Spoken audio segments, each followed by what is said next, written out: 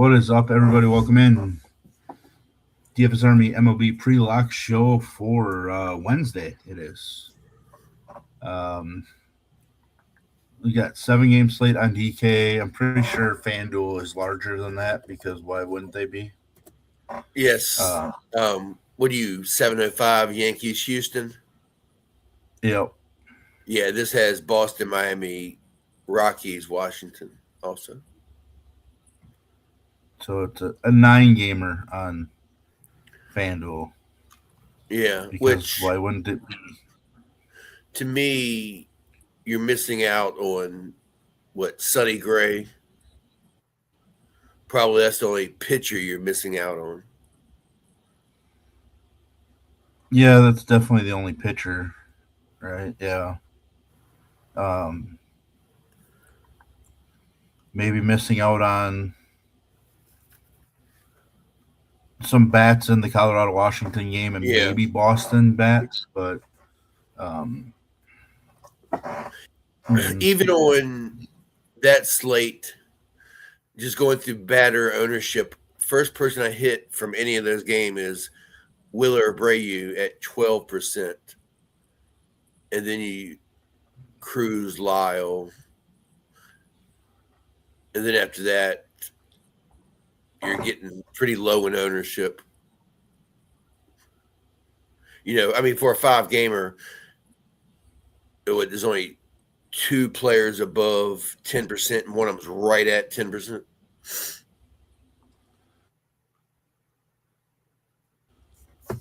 Yeah, I think. I apologize. CJ Abrams. Earlier couple games, I think it'd be Colorado. I'd be most interested in. Yeah. Abrams. Yes, I still think it'd be Colorado bats that I'd be the most interested in to be a little different. Just being able to go with like McCarthy and Moniak and Goodman came off the IL and homered right away. So I know I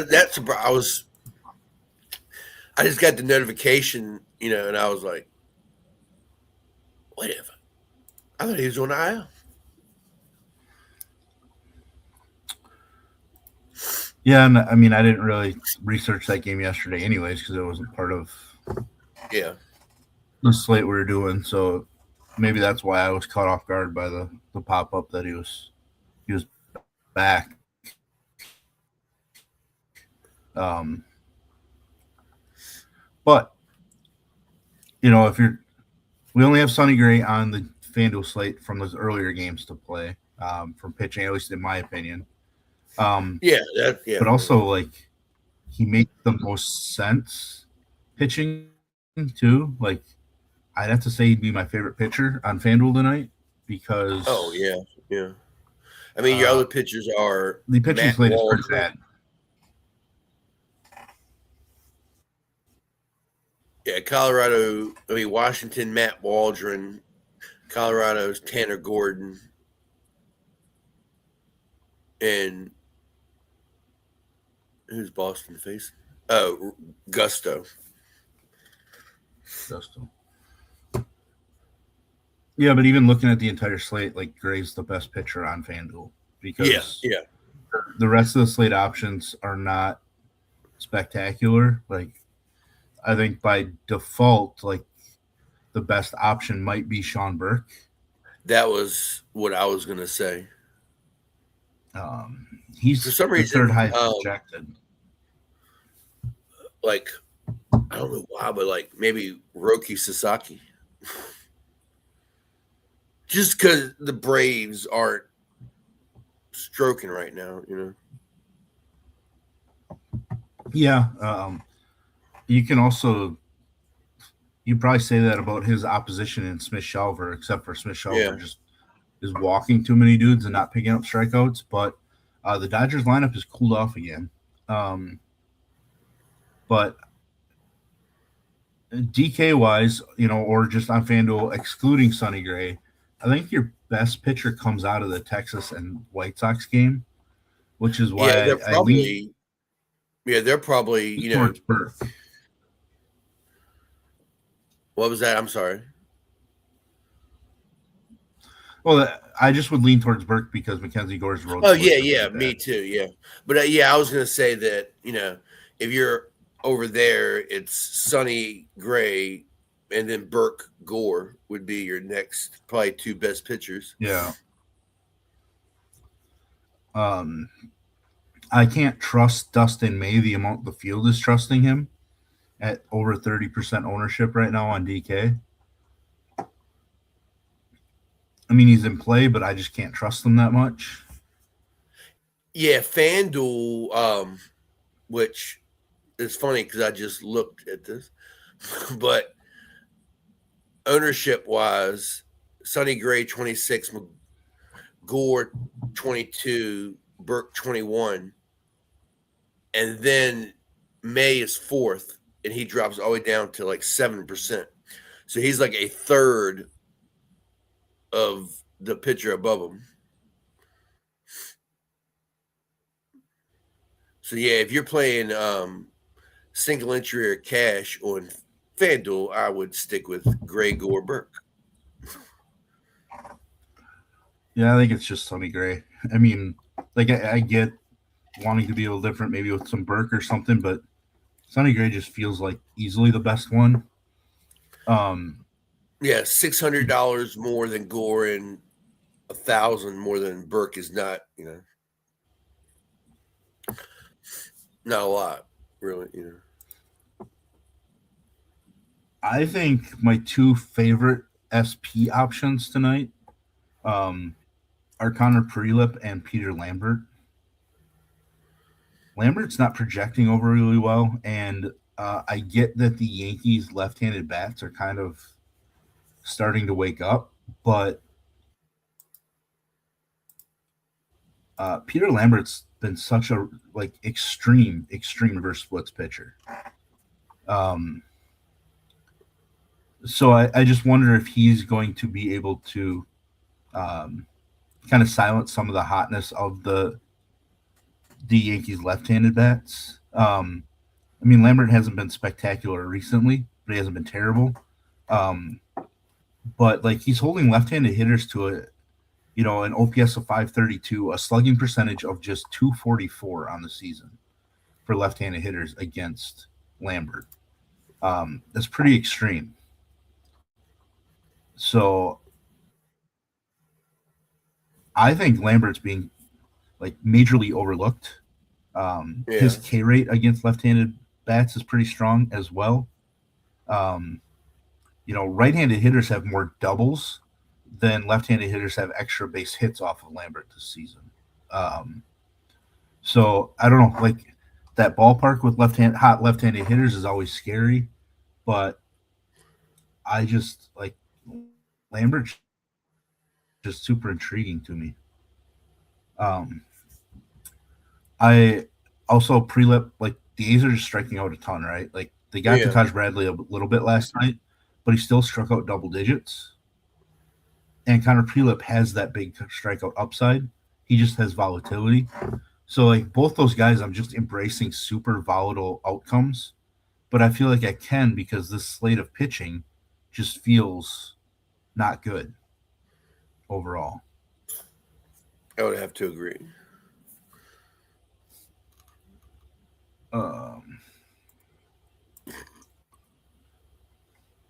Yeah, we have to get somebody to do DS setups for FanDuel, but I mean FanDuel, you're just always playing 4-3. Your stacking is always 4-3. The uniques would be the same. You're still using tournament mode and server.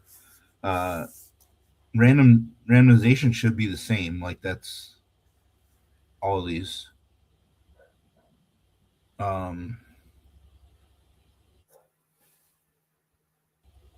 Well, welcome to the dfsarmy team. We're kind of talking about builds for GPP wise. I'm not really looking. I don't play a ton of Showdown for baseball. I don't really play a ton of Showdown, period. I play Sunday Night Baseball Showdown. I play some college basketball Showdown, but then that's kind of all I do. I talk mostly about large field GPP options. Tattoo will talk more about single entry type, smaller field. You kind of take. So if you watch my pitcher video from earlier today, that's on the same YouTube channel, I talk about how I'm focusing on DK for it, but you take my pitcher pool, you cut it in half, because you don't need as many pitchers on FanDuel, and also pricing isn't quite as tight. So like you can get away with just spending up at the top, 4 options or whatever on the slate, and not have to worry about finding a value guy that comes through. Where DK, the hitter prices are so tight to be able to stack that you really have to try to locate GPP upside from the cheaper side of things. But then usually when you're looking at cheaper pitchers, you're bringing in more volatility too. Like I'm talking about playing Connor Prelip in the smallest ballpark on the slate that has had the most home runs hit in it in baseball this season. So single entry turn single entry is when you want to have a tighter pool. Well, right. If you're only building one lineup or just 2 or 3 lineups to put into single entries, I don't think I'm running the DS for that. I'm trying to hand build, so it's basically like which pitcher do I want to use, and then who do I want as my main stack. You set that up, and then you kind of look through the other teams. How you want to do it. That's something like I would run the DS to see what it's spitting out.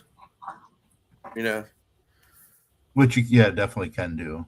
Yeah, like okay, this is the pitcher I'm using, and this is the team I want, or whatever. It's like this is what it's going to spit out. But yeah, I like the hand build because I want the stack I want. I want the mini that I want. Right. I want the one-off that I want, not just what the DS is going to give me. Yeah, I want more control over what I'm doing. So that's why I'm hand building stuff. On DK, I would still. Depending. I think you can get away with smaller combinations on smaller field stuff. Yeah. I think, like entries or whatever, total amount of people in the contest matter too. You can adjust a little bit if you're playing in a smaller field, maybe. Yeah, and I do think some slates it's got to be adjusted too by the size of the the size of the slate itself.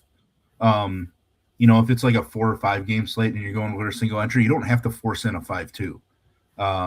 You can definitely do a 3-3-2, a 3-3-1-1, a 4-2-1-1. I'm very partial to a 4-2-1-1, but that's just because it's rewarded me more than any stack. But traditionally, 5-2 on DK and 4-3 on FanDuel are the stack breakdowns that do fare the best versus the others in GPP play. I was like, this is really the first time I clicked over to DraftKings. I mean, and what like caught my eye, like what you had said, was Dustin May and what the fields trust. But I'm like, damn, I don't need to save money on pitching tonight. I mean, the highest priced pitcher is $9K. Right. So you don't. It does feel like you basically build how you want. Yeah, you don't have to go like bargain bin hunting for your SP2 or anything. Yeah, so it's gonna feel closer to how FanDuel does when you're hand building over there. Like you're not gonna have to be as creative, especially on this slate because there are a lot of around 3K outfielders that are super interesting tonight. I just finished my notes on the site, and I found myself being in love with a lot of dudes right around 3K.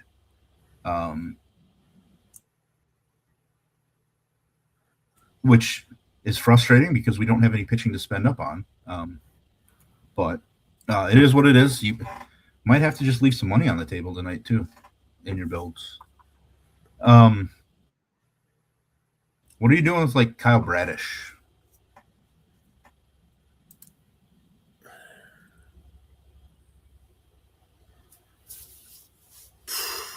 I don't mind Kyle Bradish. I was trying to think of how he had done recently scoring wise. Not the greatest.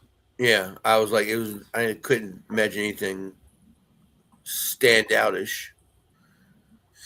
But I mean, I guess my thoughts on Kyle Bradish is he's another option,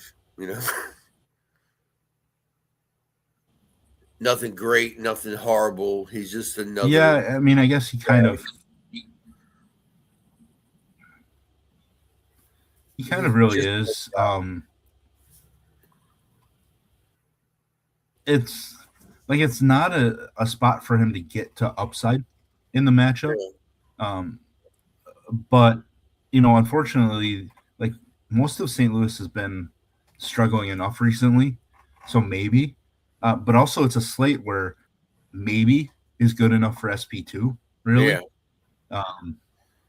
So like I'm using him, but I'm not in love with it. Yeah, I would call him like. Let's see, we got 7 games. That's 14 pitchers. I would say he's middle of the road, slightly in maybe the top 7. Yeah, he'd be. I mean, he's probably 7th for me. I think I have Dustin May just slightly ahead of him, only because I do think May has more upside, even though I don't really want to play 30% Dustin May. Because I'm not playing Robert Stock, not playing Elmer Rodriguez, and not playing Ass. I'm not playing the opener long reliever thing with Toronto. I'm not playing JT Ginn, and I'm not playing Dobnak. I'm also not playing Michael McGreevy. Did you say Spencer Miles too? Yeah, well, I'm just not playing the Toronto. Yeah, Miles is going to open, and then they're going to follow with somebody. So, like, I'm not dealing with that. And I'm not playing McGreevy because he's just not a strikeout guy, and I don't think there's enough upside. Like, him getting 12, I don't feel bad missing out on it, even if, like, my SP2 only scores 11 or 10, because at least I took the shot at upside, and I just don't think McGreevy has it tonight. So I embrace volatility more. Like, I'm willing to be wrong by swinging for the guys that I think, can be the highest raw scorers on the slate. I just don't think McGreevy has that tonight. So, basically playing 7 guys. Feels exactly the same as us. Kyle Bradish is pitcher number 7 in ownership. Yeah, I mean, I'm not using McGreevy, so yeah, Lambert's going to be the guy I'm super high on. So he's sandwiched right in the middle ownership. Like McGreevy's 2 more, Lambert's 2 less. So, yeah, he's literally like the. I'm not playing Randy Dobnak because,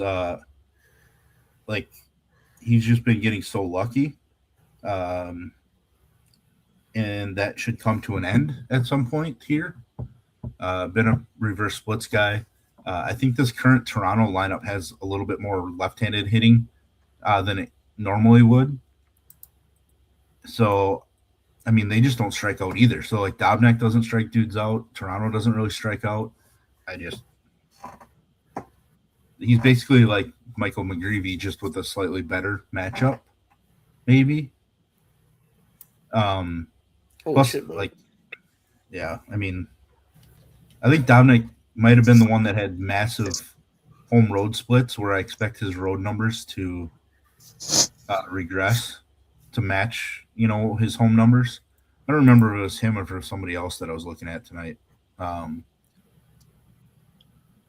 Been busy with a lot of things today, like multitasking nonstop. So, who has the best OPS on Toronto over the last week? Brett Bateman. Yeah. He's in my pool. He's one of those cheap outfielders tonight. Yeah. But yeah, I didn't do notes for the evening, so he's not in. I mean, I think Dobnak is like the less talented Michael McGreevy. Like the same thing. Dobnik's been DFA'd multiple times. He's in his 30s. Like he's like the last pitcher on the team, right? So like you need to DFA somebody, like it's probably Dobnik if it's replacing with a starter now.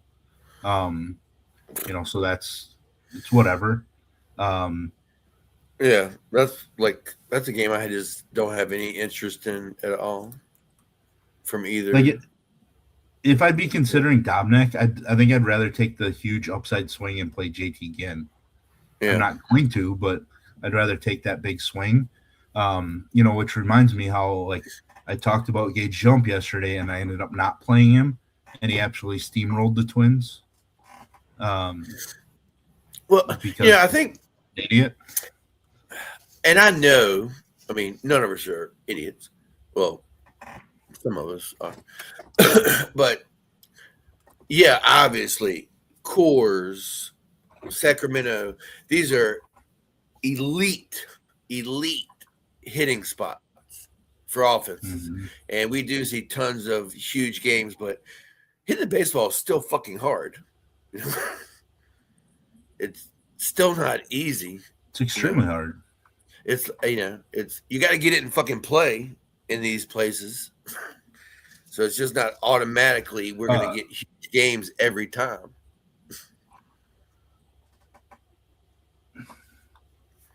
I mean, the Twins crushed in game 1 of this series, so yeah. I mean, baseball is crazy. But, I mean, like the Orioles last night, every time they swung the bat, it was like they somehow made contact and put it in play, and nobody was around. Yeah, that's one of the things that I don't think people realize, like with pitchers, right? Like a lot of times they're fractions of an inch away from putting up a monster game, and instead they give up 4 runs, right? Like there's like this one swing that turns into 3 runs that if the hitter's a fraction of an inch lower or higher, it probably turns into an out rather than a 3-run home run. Like, and the guy was cruising before that. So like it doesn't take a whole lot, to throw off a pitcher's amazing game by just having one mistake. And everybody flips out like, oh, the pitcher's trash now. Well, what happened when everybody flipped out about Skubal in his last start in the first inning? Yeah. He went on to strike out 11 in the next 6 innings. So like everything is like mistakes are just minuscule, right? Like they aren't like I missed by a foot and this happened, right? Like I think I saw an interview with like Deion Sanders, and he was talking and he said, he was explaining like why baseball is the hardest sport, like bar none. And he was like, where else can you fail 70% of the time? And you're elite and, you're making $200 million. He's like, where else can you do that? He's like, that just shows you how fucking hard it is. Yeah. Like if you can be successful 30% of the time, you're incredible, Right. And like we have starting pitching giving up 3 runs in their starts, right? 3 runs in 7 innings. And DFS players are flipping out because they gave up 3 runs. Like that guy's getting paid $20 million in the offseason, right? So I have a buddy who is he's extra. I know he doesn't like necessarily always feel the way he speaks. I think he's just really over the top kind of personality. But like Schwarber, leadoff batter, he takes Schwarber to hit a home run. And if Schwarber like gets out in his first at bat of the game, it's full tilt all night. Jesus, fuck, he's never gonna hit another home run the rest of his life. How do you hit it 110 off the bat? And it's just like, dude, it was. Calm down. It's one at bat. Game's not over. Yeah, I mean, that takes me down to just a whole nother tangent, because it's like the people that flip out 2 innings into a 9-game, 81 total inning slate. Yeah. And they're 2 or 3 innings into the slate, flipping out that they're just screwed. Like, I swear, I remember a game, and if you asked me, I would say it was Seattle, Cleveland, because I remember Kenny Lofton or something. But they were down like 9 or 10 runs in the 9th inning and came back. I mean, it's just anything can happen.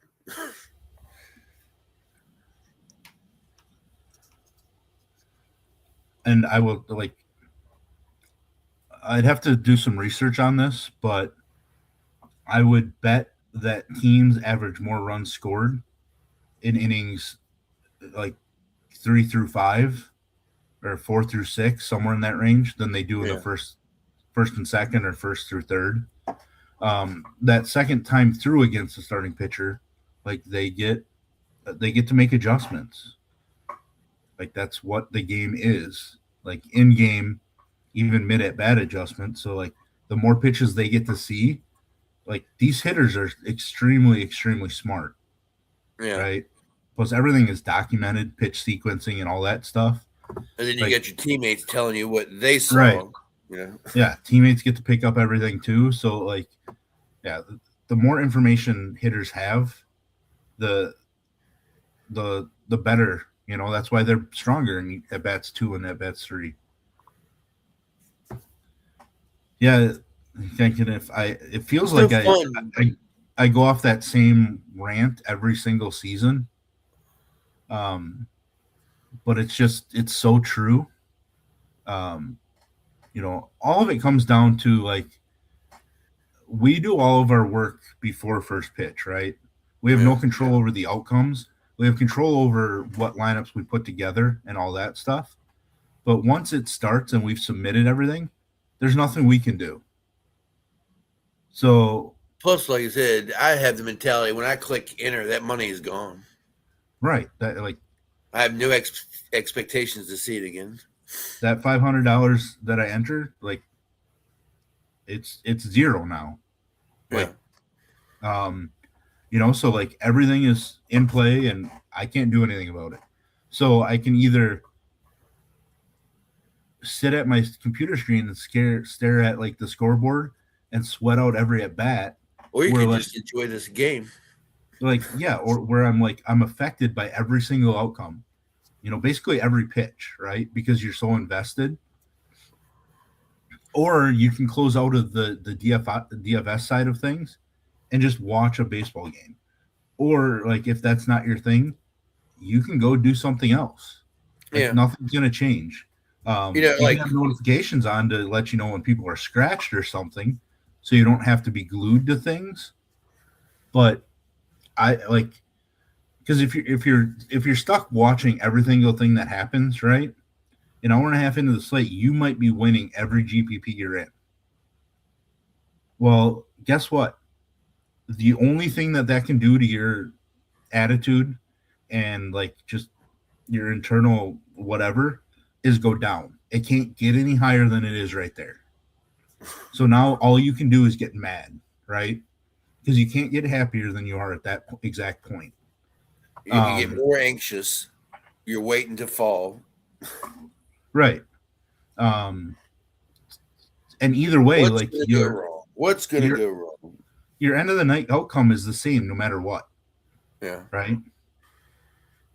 I get a lot of shit from friends or from whatever, like, because I'm not active on my phone or answering this is like, yeah, because I put my phone down or I put it in another room and I just sit down and watch some baseball, or I don't want to feel like I'm constantly looking at my phone. Hell, halftime you screw it up for yourself. I've got notifications somebody hits a home run while they're still standing at the plate, Yeah, I mean, there's I'm that. like, well, I guess he's gonna hit a home run. Yeah, I mean, I don't put my phone down because of the whole scratch stuff, and because I have so many lineups that like anybody gets scratched, you most likely have them somewhere.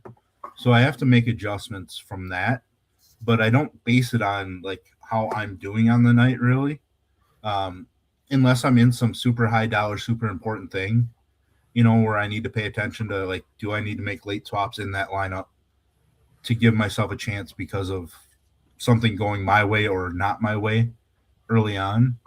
But I will tell you, every single 5-figure win I've had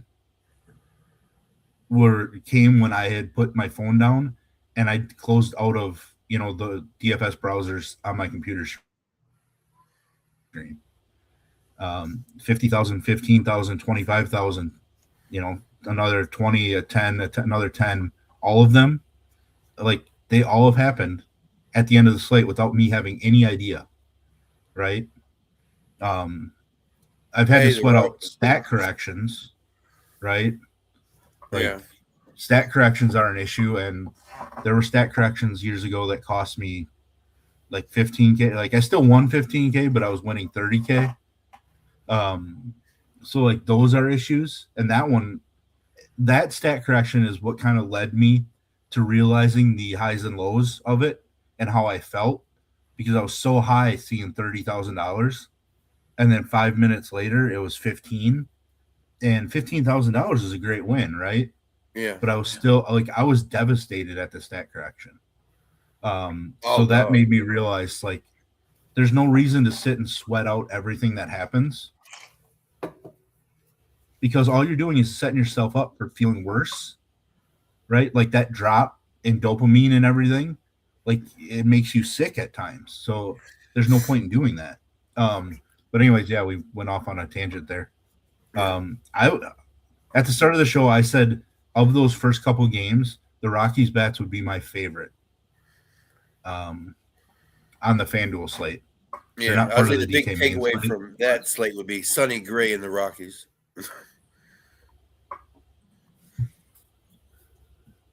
Yeah, that's kind of how I would build, because I don't play FanDuel very often. If I was building over there, it would just be Sonny Gray, a 4-man Colorado stack, and then maybe a 3-man Minnesota stack or something. Also, good to see you, Raheem. It has been. When I saw his name pop up, I was like, "Damn, it's been a minute." Yeah. So I don't have a whole lot else to say about pitching. I think the slate sucks for pitching overall.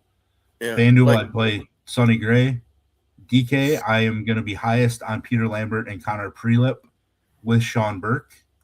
I'm just flipping the ownership thing. Like I think we did this a couple weeks ago too, where we had a kind of shitty pitching slate where I just said, you know what, I'm flipping the ownership. That's kind of what I'm doing tonight. You have anything else to add about pitching at all? No, I think it's crappy enough. No need to add any more to the soup.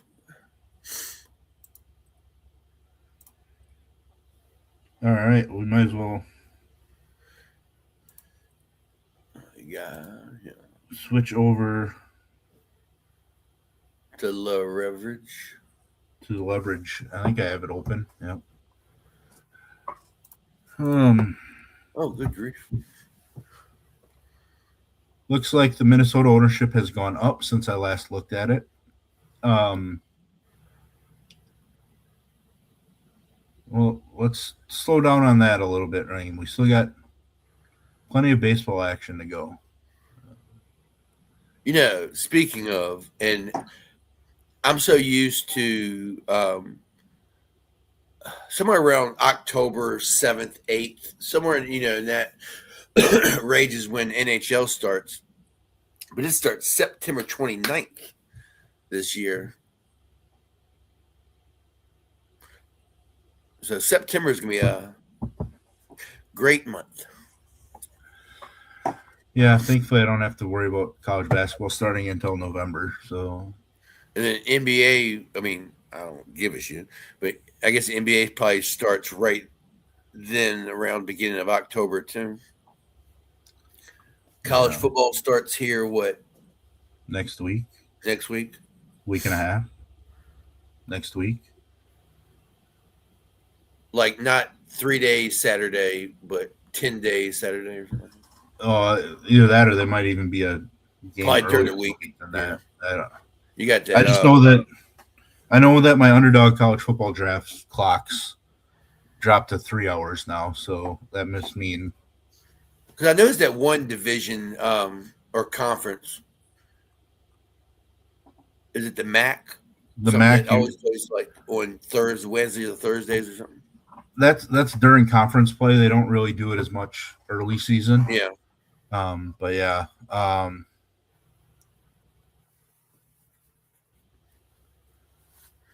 But all right, we definitely have leverage stack so we can concentration in ownership. We definitely do. We also have. I have one request. Can the Pittsburgh Pirates score some runs, please? Big request. Please. But yeah, we have the Twins. Does it not show everything now? Like, is it too wide for the? That's weird. My preview on the screen doesn't show the teams on the left. I don't. Can you guys in chat see the teams on the left, or is it just only the average salary? Salary. So it shifted somehow. Huh. I don't know how I'm going to fix that.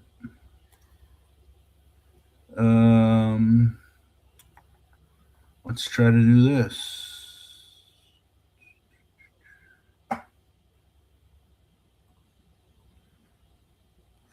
It's still football, kid. It's still all right. Well, I guess I'm just going to have to tell you. The top team is Minnesota, which obviously makes sense, right? In that ballpark. Trust me, bro section. Right, pretty much. The second team is the Milwaukee Brewers, which I found to be somewhat interesting. Don't really love fully stacking the Brewers, but it also feels like a slate where we just kind of stack the Brewers, I guess. Yeah. The third team is the Athletics, which they keep being way up there. I prefer Connor Prelip. I will stack some A's, but I prefer Prelip. And the fourth team is the Los Angeles Dodgers. That pitcher WOBA against them is kind of low. Smith-Shawver's smaller sample size, but he's allowing a ton of base runners, like a lot of walks in his small sample size. But some of the Dodger bats are kind of cold again. Which two of those four, are you highest on? Because I assume the Twins are probably still number one. Yeah. I mean, I can understand making them 2 or 3 just because of the ownership, but I'm placing them at number 1. Yeah, I would still put him at number 1. Let's see. Who's pitching for the Met? Robert Stock. So that's a bullpen game? No, he's a regular starter. He's a regular starter. Thinking 4 or 5.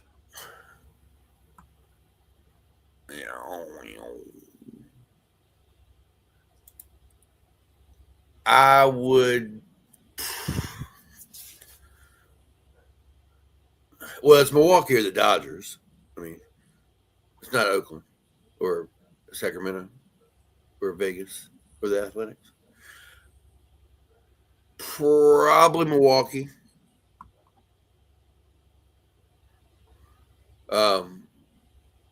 Yeah, I would say Minnesota, Milwaukee, Dodgers, Sacramento of those 4. But if you ask me to give you my top 4, I'm not sure Well, I know Sacramento would be gone. Dodgers would probably be gone too. Possibly Milwaukee. Who's your second favorite team on the slate? I think it's Houston. Yeah, I think I might feel the same way as you do. I'm still trying to figure out my exact stack rankings. There's no team, I guess, short of Minnesota, that just screams, "Come stack me," you know. So Houston is right here. They are 5th on this list in ownership. But like the second best batter Woba matchup with the first, the top pitcher Woba matchup. Yeah. So like that combination to me feels super strong to where like I feel like their implied run total is just too low. So it probably has to be Houston. But Belito, the Yankees are the ones that I'm having the most trouble trying to figure out because I love Peter Lambert so much tonight. I mentioned it earlier in the show if you weren't here. Peter Lambert is one of the most extreme reverse splits pitchers in baseball. And the Yankees are really left-hand heavy. So that plays into his strength. But there's a bunch of Yankees left-handed bats that are swinging it really well right now. Like even Jazz is. Cody Bellinger came back, homered.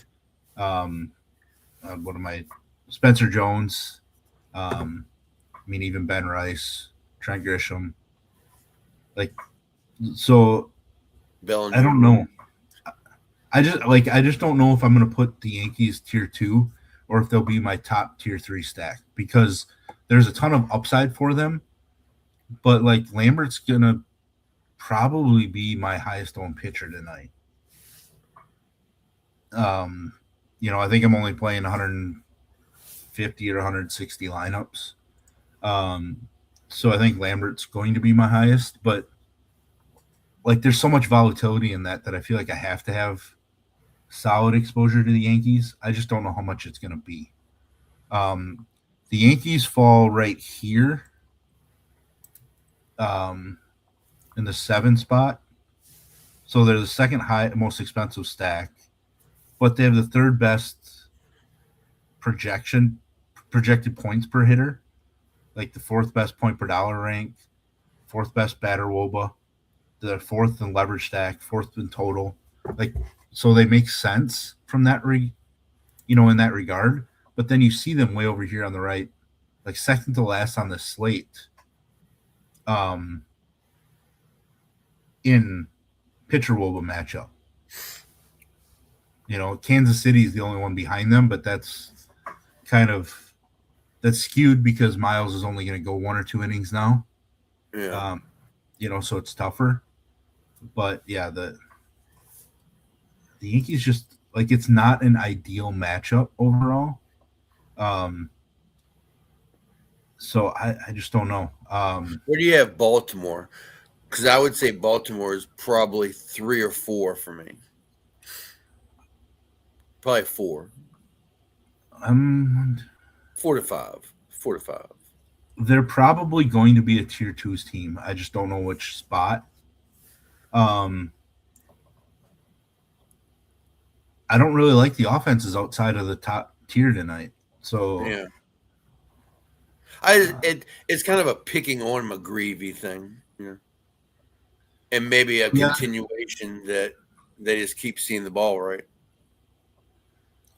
Yeah, I think I'll probably go Minnesota, Houston, tier 1, Baltimore, Milwaukee, and the Dodgers in tier 2 in some order. Yeah. And then the Yankees, like my number 1 tier 3 team, and just go down from there is my guess. Looking at the historical like home run boost, blah, blah, blah, blah, all this based off weather, does that not change, but give you any interest in Texas or Chicago?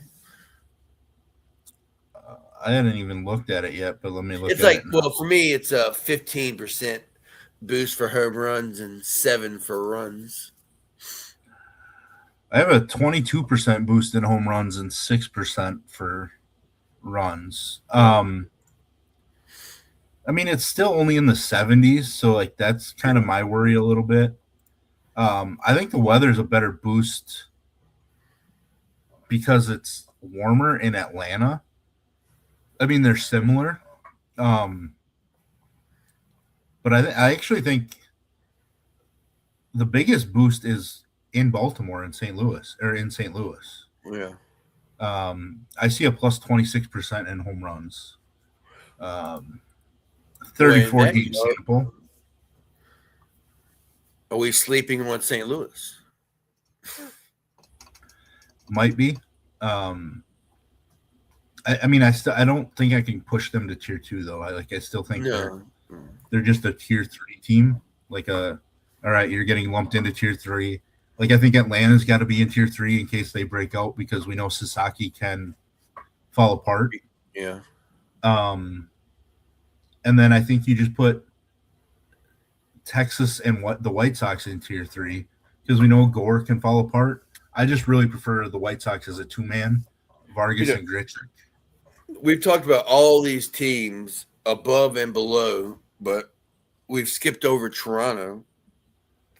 I mean, rightfully so in my eyes. Yeah, I mean, I'm not overly excited to play Toronto. That game just feels like it's going to end up 4-2 or 5-3 or something, and like maybe a one-off in that game becomes viable, right? Or for Toronto, like Bateman and Alejandro Kirk combination or something. For Kansas City, Kansas City is probably in a better spot. Isbell, Witt, Pasquantino. So I probably have to put them higher up in the tier 3 category and maybe an outside chance at tier 2, but I think I would rather stack the Brewers than Kansas City tonight. It's close. Yeah. Something nice is every lineup is already confirmed. Is it? Well, that's good. The FanDuel slate, I guess, starts in 50 minutes. But the last game being Minnesota and Sacramento, that's already. Yeah. It's only 9:05, right? Yeah. So. Yeah. God dang it. Jordan Lawler with a home run. Nice. Ooh. O'Neal Cruz can't hit a home run because why would he when I need him to? Yeah. Joey Cantillo with 7 walks. God damn. 7 walks so far. It doesn't seem like you'd be in the game long enough to give up 7. He threw all 6 innings, 92 pitches, 7 walks in 6 innings of work. That's I get Milwaukee gross. For that. Kansas City, who would you rather have for your last main stack, St. Louis or Milwaukee? It's probably Milwaukee. They just at least have guys that are hotter right now. Yeah. So that to me, I'll just go with Milwaukee with Contreras, Garrett Mitchell swinging it. Yelich isn't bad recently. Lara Vaughn, I feel better about them than St. Louis. Burleson's hot stretch came to an end. Jordan Walker's kind of cooling off. Nobody's really scorching for St. Louis right now.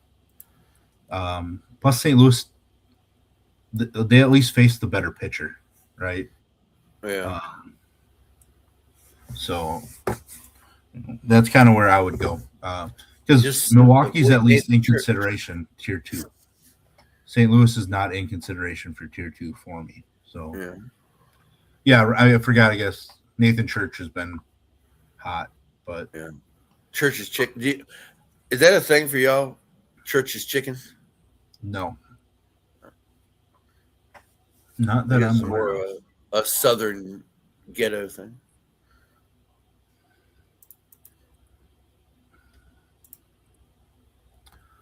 Yeah, that's all I have for stack wise. The lowest ones down here, on the bottom are Texas, like Chicago, the Texas, and the Mets are the last four or the last three. Yeah, Atlanta's the fourth, but the New York Mets should not be the lowest owned stack tonight. No. We know that Dustin May can get blown up, and like Lindor, Carson Bench, Luis Roberts absolutely on fire.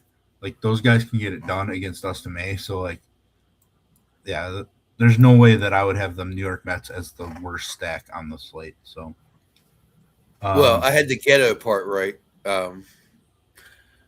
for Church's chicken. Yeah, it's definitely in the ghettos.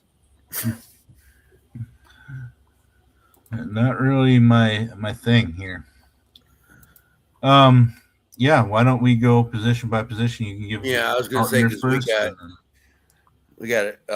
We got stuff to do, and we have a meeting in an hour and a half. So. Oh, yeah, that's right. God dang it. I know Geek was trying to schedule his telling everybody, "Hey, I'll be back tomorrow night for more back testing." I was like, "No, you probably won't." No, you probably won't because somehow the meeting will drag on way too long. Yeah, let's go position by position. Yeah. You can give out your dongs, and then we can get out of here. Position by position, the obvious, I guess, is going to be Jeffers, but I like Basal. First base. God, I'm going to sound so biased. But I like Pete Alonso. And, you got Andrew Vaughn. I like. You want Ben Rice. Obviously Shohei. Second base for me, it's gonna be Cody Clemens, or maybe a Jazz. Third base, he let us down last night, but I like Max Muncy from the Dodgers tonight. Shortstop is probably going to be, Witt's just the best shortstop. Mm-hmm. So, well, God, that hurt my soul to say. Over Gunner, but Bobby Witt is probably the best shortstop. Outfield, Yordong, I think might get one tonight.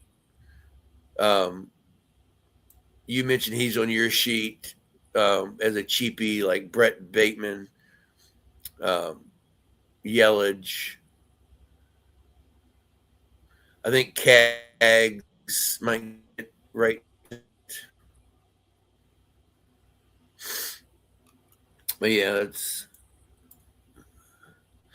all I got. I'm not in love with a ton of offenses.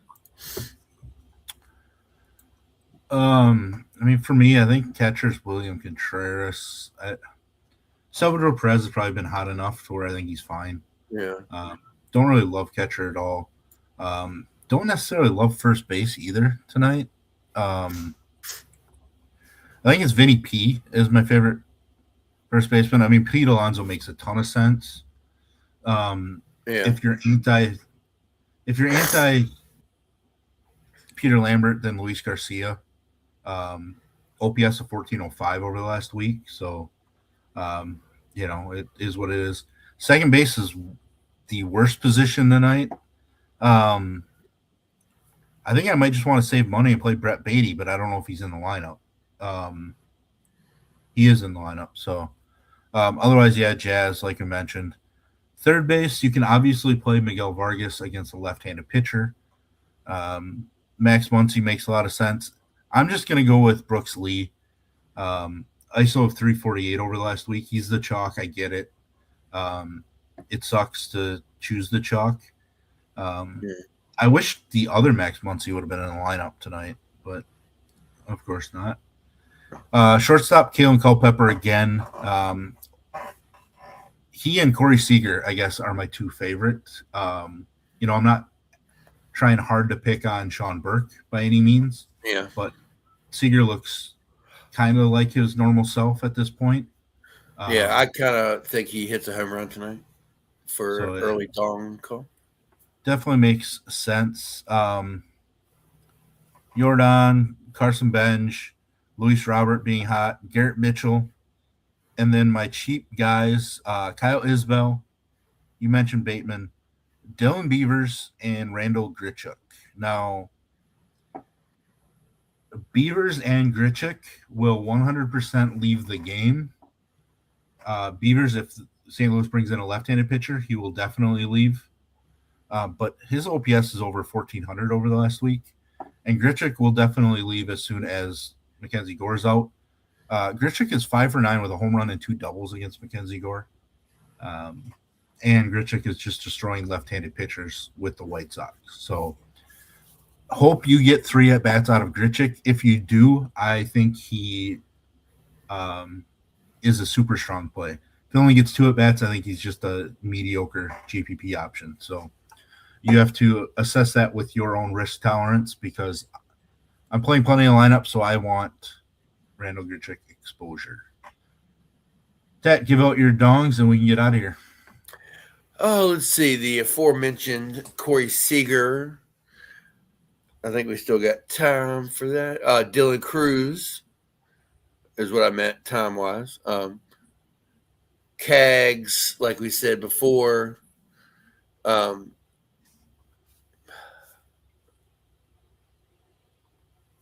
Let's see. I like Salvador. I probably should move Kansas City up in my stacks. Let's see.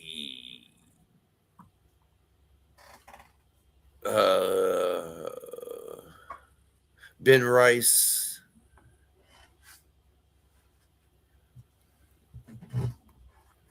And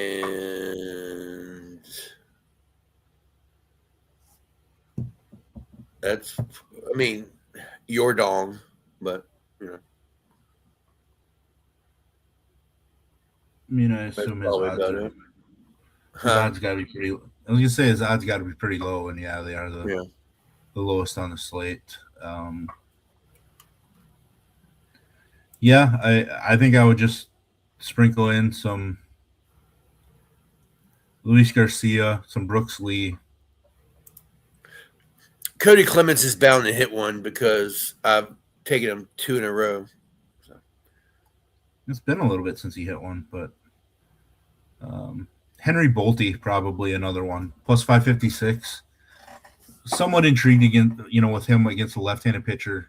Connor Prelip does have a home run issue, so it's not like he's going to be clean tonight. So somebody on the A's probably gets to Connor Prelip. So Bolte, maybe Geloff, potentially. Somebody from the Orioles would hit a home run. Figure it out.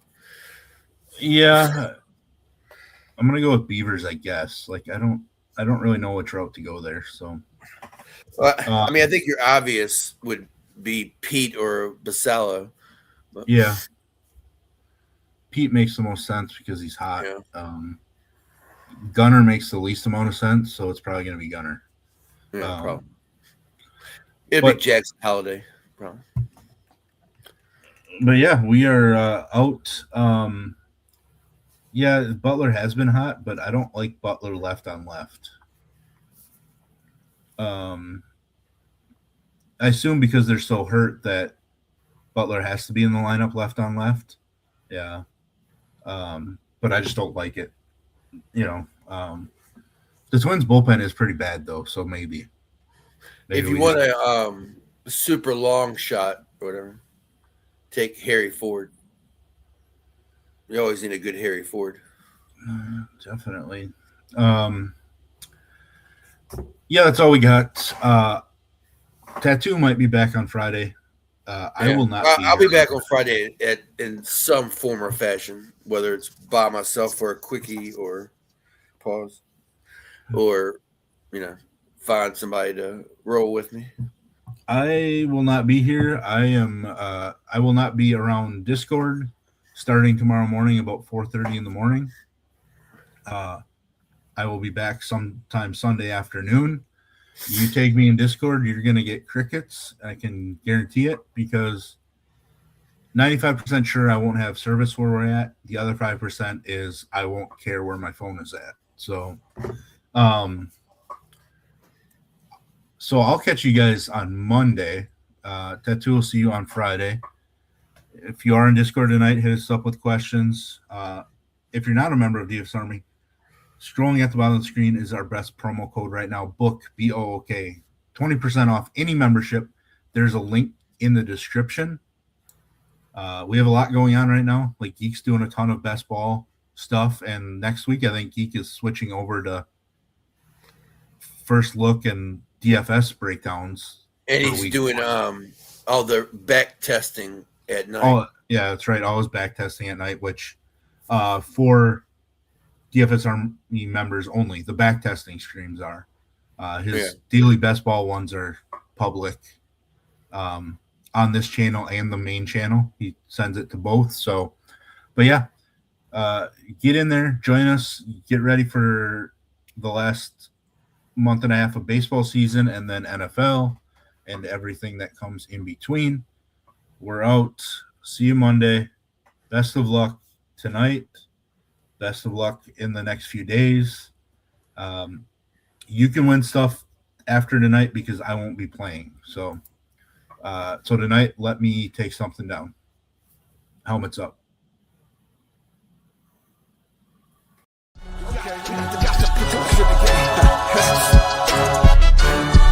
The best coaches in the game, we really ain't playing. We regroup up in the Slack chat where the coaches debrief.